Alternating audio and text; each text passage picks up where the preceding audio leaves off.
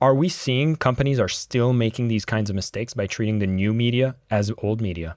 Yeah, I do. I think it comes down to the intent of what you're trying to do. Like, as we were talking before the podcast, talking about the philosophy of sales. And I feel like now more than ever, people kind of really understand when they're trying to be, or when the brand is trying to kind of manipulate you in a way and kind of try and just insert themselves into a conversation to kind of show they care instead of actually going out and demonstrating their care. And to kind of give you an example, our company does a lot of research on what causes content to go viral. And we did a project for a brand where we studied altruism because it's a very popular kind of format on social media. And we were studying content around people going out and doing good for others in the world, and really the format of giving money to those in need. And it was really interesting. And this is kind of like the core ethos of the work that we do is when we study a particular storytelling format on social media, we really look not just at the high performers using that format, but also the low performers, because you can't really understand why something works if you just look at the most successful applications of it. You have to cross analyze the success versus the unsuccessful. And in terms of altruism and this format of people giving away money, there was a very clear nuance that, and it makes sense when you kind of see it and we point it out, but when you're kind of just analyzing it, you may not.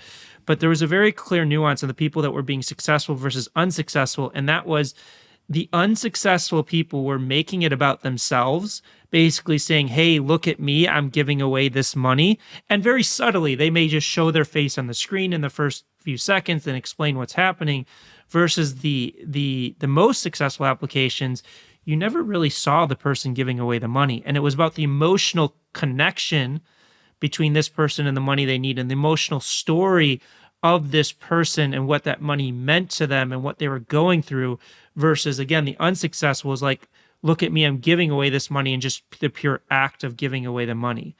So that's kind of a strong correlation to kind of where brands are trying to insert themselves into cultural conversations to say more, look at me, look at what we're doing, that we care, versus just demonstrating the story and the underlying subtextual nature of that they care. That's very interesting. And I'd love to know if I'm out there, and obviously I do have my own interests. I do have maybe the growth metrics and sales metrics that I want to hit, and I'm looking to create some new campaigns to be able to drive those traffic and get that attention in the busy world. How do you balance the formula for this content versus the actual needs that you have? Because I would assume that you always want to have some sort of injection of yourself in the material, or does this only apply to an altruistic type of formula? It's a great question. And so basically, what we look at is, how do you make people care at scale about the stories you're telling? How do you get people to know, like, and trust you?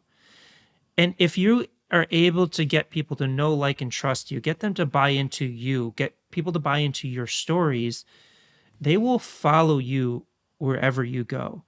To give you an example, we were working with a leather craftsman, like is about as niche as you can get, a young individual out of Europe, multi-generational family in leather craftsmanship, had a leather craftsman business where they create like iPhone cases and wallets and things of that nature.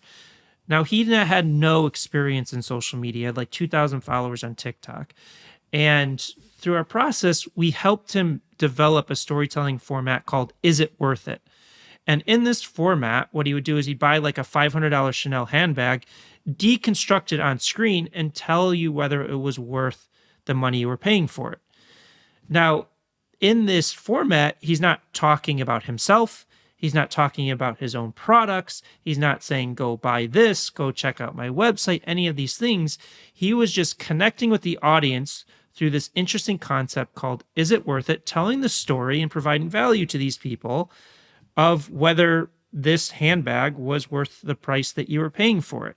So through this, he's at 850,000 followers at this point. He's gotten like 60, 70 million video views. And again, there's no call to action in these videos. There's no selling. Just in the bio on his website, his website URL. And at one point, he sold out of all of his inventory. Previously, he was using Google Ads to generate traffic to his website. He was generating 10,000 visitors. Just through the organic traffic, it jumped to 100,000 visitors. And again, there's no call to action. There's no selling. He's just personally connecting with the audience, providing value, telling a great story. And then through that, people are knowing who he is, they're trusting him, they're liking him, and then they're willing to take that next step further on their own. And I think people as marketers or brand owners kind of feel like they almost need to knock people over the head with the fact that they sell something or to go check out things. And it's just like people are smarter than that. It's like that's the big thing is just engage them, develop that trust, allow them to kind of like you and what you stand for, and then they'll go wherever you want them to go after that. Can you tell that I've been trained in the online marketing space where all I'm thinking about, like, well, oh my God, there needs to be a call to action. There needs to be an opt-in form or something.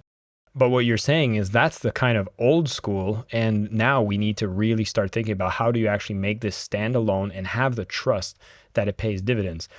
When you speak about your book hook point and that we're in a 3-second economy, are you saying that all the things that we kind of put in place in the building of a funnel and all that are actually standing in the way of potential goals you could hit if you were just focused on the trust? No, I think that they all come into play. For example, we see organic again is earning the right to make the sale. And then once you build that organic audience, then that's where kind of retargeting, direct response, funnels, all of those elements can play in. So they definitely still play a role in today's world. And I know companies that don't really do organic that are still ultra successful in the direct response world. Now, those direct response principles, even today's world, have shifted and changed in order to kind of stand out within social media, because even when you're serving an ad in social media, it still has to compete and stack up against the organic posts. So I think that and we've seen a lot of success in marrying, the organic science with the paid science to kind of really amplify those results. So it definitely still has a play in it, but you have to adapt those principles of direct response and ads and funnels and landing pages to kind of the social media world that we live in today.